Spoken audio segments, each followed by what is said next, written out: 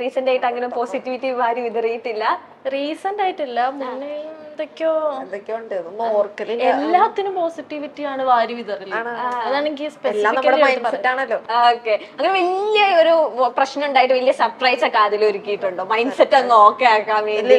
Surprise ഒന്നും അങ്ങനെയൊന്നും ഇല്ല. സർപ്രൈസ് ഇല്ല. ഇല്ല. എവിടെയെങ്കിലും ട്രിപ്പ് കൊണ്ടുപോയിട്ടുണ്ടോ? ട്രിപ്പൊക്കെ നമുക്ക് നമ്മള് ബർത്ത്ഡേക്ക് ട്രിപ്പ് പോയിട്ടുണ്ട്, അടുപ്പിച്ചൊരു 5 ദിവസം വേറെ വേറെ സ്ഥലത്താ. ഓക്കെ, അത് പോസിറ്റിവിറ്റി ഭയങ്കര കൂടി. 2 വീലറിൽ പോയതാ, നല്ല രസമുണ്ടായിരുന്നു. ഫസ്റ്റ് ടൈം അങ്ങനെ ലോങ് പോകുന്നത് 2 വീലറില്. നല്ല ബിരിയാണിയുടെ മണമല്ലേ? ആണ്, ശരിയാണ്. എനിക്ക് വേഗം കഴിക്കട്ടെ, ഇത് കഴിച്ചിട്ട് തരാം. ഓക്കെ, ഡെയിലി ലൈഫിൽ ബ്രാൻഡഡ് ആയിട്ടുള്ള സാധനങ്ങൾ ഏറ്റവും കൂടുതൽ ഉപയോഗിക്കുന്നത് ആരാണ്? ഏത് ഏറ്റവും എക്സ്പെൻസീവ് ആയിട്ട് യൂസ് ചെയ്യുന്ന ഒരു സ്കിൻ കെയർ പ്രൊഡക്റ്റ് ഏതാ? സ്കിൻ കെയർ ഇപ്പൊ പറയാണ്, സ്കിൻ കെയറിൽ ഞാൻ അങ്ങനെ ഓവർ എക്സ്പെൻസീവ് ഒന്നും യൂസ് ചെയ്യുന്ന ആളല്ല. പക്ഷെ എന്റെ സ്കിന്നിന് സ്യൂട്ട് ചെയ്യുന്ന എന്താണോ അത് ഞാൻ യൂസ് ചെയ്യലുണ്ട്. പക്ഷെ അതൊക്കെ ഇത്തിരിയൊക്കെ എക്സ്പെൻസീവ് ഒക്കെ തന്നെ ആയിരിക്കും.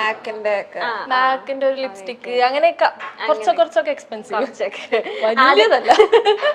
അതിലെ സ്കിൻ കെയർ അങ്ങനെ അതിലൊക്കെ ഇൻട്രസ്റ്റഡ് ആണോ? സ്കിൻ കെയർ ഇൻട്രസ്റ്റഡ് ആണ്. എന്നെക്കാളും കൂടുതൽ ഓളെ ഇൻട്രസ്റ്റഡ്, ഭയങ്കര ബ്യൂട്ടി കോൺഷ്യസ് ആ. പക്ഷെ അത്ര എക്സ്പെൻസീവ് ആയിട്ടുള്ളതിനോട് അത്ര വലിയ ഇതില്ല, താല്പര്യമില്ല. ഓക്കെ, പരസ്പരം ആരാ പുഷ് ചെയ്യുന്നത് ഏറ്റവും കൂടുതൽ? ഇന്ന സ്കിൻ കെയർ ചെയ്തിട്ട് കിടക്കണം അല്ലെങ്കിൽ ഇന്ന ചെയ്യണം അങ്ങനെ? ഇവളെപ്പോഴും ചെയ്യും. അപ്പൊ ഒരു ദിവസം ചെയ്യുന്നില്ല എന്ന് കണ്ടാല് അപ്പൊ ഞാൻ പുഷ് ചെയ്യോളെ, ചെയ്യ് എന്താന്ന് ചെയ്യാത്തെന്നൊക്കെ പറഞ്ഞിട്ട്.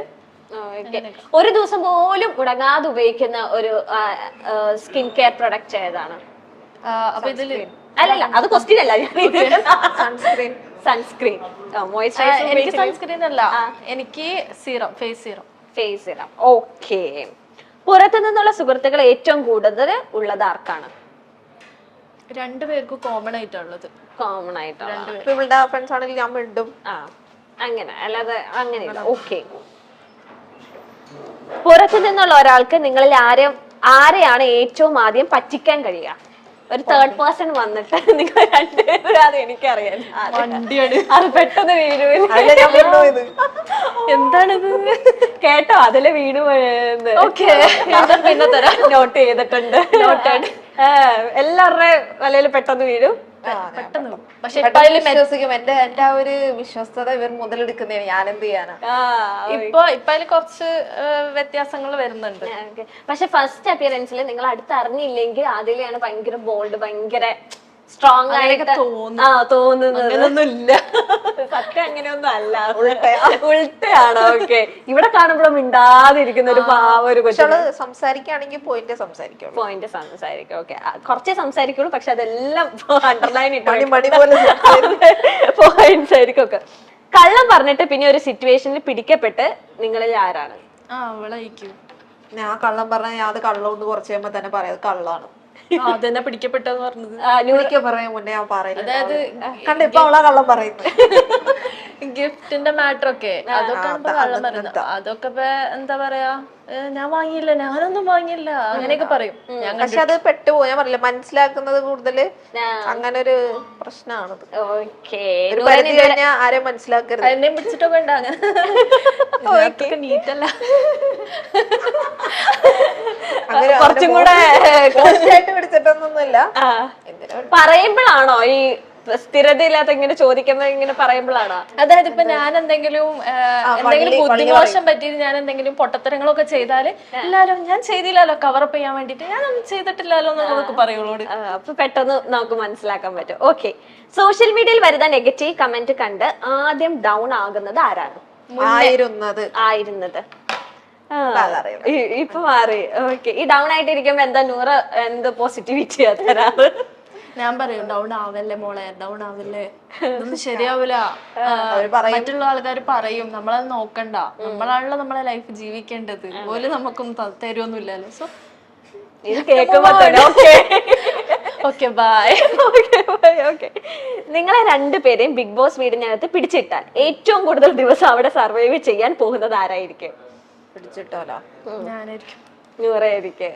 അതെന്തുകൊണ്ട് ഇത്ര കോൺഫിഡൻസ് ആയിട്ട് പറയാൻ കാരണം? ഒറ്റക്ക് ആരായിരിക്കും സർവൈവ് ചെയ്യാന്നല്ലേ? നിങ്ങൾ രണ്ടുപേരിൽ ഏറ്റവും ആദ്യം ഔട്ടായി വരുന്നതും കുറച്ചുകൂടെ നിക്കും. ഞാൻ നിക്കും. ഇവളെ സംസാരം കൊണ്ട് ഇവളെ ഔട്ടാക്കാൻ മതി.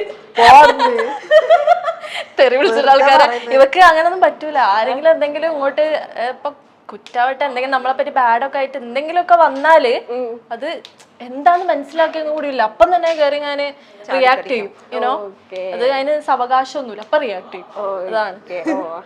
നൂറൊക്കെ അങ്ങനെ പ്രശ്നം കുറച്ച് കാമായിട്ടാണ്. കാമായിട്ടേ അവള് ചാടിക്ക്. എന്നെയും പുറത്താക്കാൻ മതി. ചാറിനാന്ന് ആർക്കും മനസ്സിലാവാതെ അല്ലെ ചാടിക്കയറും. ഓക്കെ. പുറത്തൊരു ഫംഗ്ഷന് പോയാൽ ഏറ്റവും കൂടുതൽ ബ്യൂട്ടി കോൺഷ്യസ് ആകുന്നത് നിങ്ങളിൽ ആരായിരിക്കും? പിടിച്ചോ ആ. ആണ്. അത് ഞാനൊരു ഷോർട്സ് കണ്ടി ഒരു ഇന്റർവ്യൂവിന് പോകാൻ വേണ്ടി വെളുപ്പിന് 5 മണിക്കൊക്കെ, അല്ലെങ്കിൽ നിങ്ങൾ 12 മണിക്കല്ലേ? മേക്കപ്പ് ഇടാൻ പോകണം. അത് മേക്കപ്പ് ഇടാൻ വേണ്ടി 5 മണിണ്ടല്ലോ ഹെയർ ഒക്കെ സെറ്റ് ചെയ്തിരിക്കുകയാണ്. എന്നോട് പറഞ്ഞു മുടി ഇങ്ങനെ ഒന്ന് താത്തി വെച്ചിരണേ. അത് ഇടയ്ക്ക് ഇങ്ങനെ മുടി ഇങ്ങനെ താത്തി വെച്ച ഞാൻ ഓർത്ത് ഇവിടെ എന്തെങ്കിലും ഇരിക്കുന്നുണ്ട്. 3ാമത്തെ വട്ടായി ഏതെങ്കിലും മുടി. ചിലപ്പോ ശ്രദ്ധിക്കൂല, പറഞ്ഞ് 2 ജന്തുക്കളോടെ ശ്രദ്ധിക്കും. അല്ല അത് ടിവിയിൽ വരുമ്പോഴോ എന്റെ മുടി ഇങ്ങനെ ആയല്ലോ, എന്റെ മുഖം അങ്ങനെ ആയല്ലോ, ഭയങ്കര ആള് ഭയങ്കര ഇൻസെക്യൂർ ആണ്.